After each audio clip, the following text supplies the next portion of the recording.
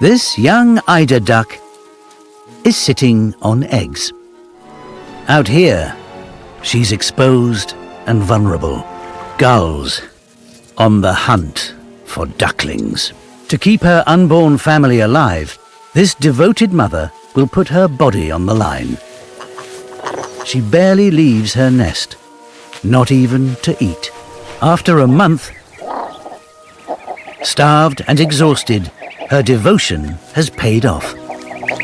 But she's not done yet. Up here, her ducklings will quickly starve. She must get her hatchlings to the sea so they can all eat. But that's a long way down, through gull territory. The odds are stacked against them. Whispered contact calls. Keep the family close. Newborns can't fly,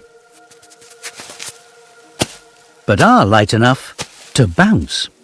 And keeping them hidden from the aerial surveillance, so Mum does something unthinkable. Calling. She exposes the family's location to everyone. But like an SOS, it alerts dads and other mothers in need. United, they create a defensive circle that encloses the chicks, a security escort that discourages the gulls from aerial attack. She can eat for the first time in a month. Watching your children take their first steps towards independence is a proud moment for every parent.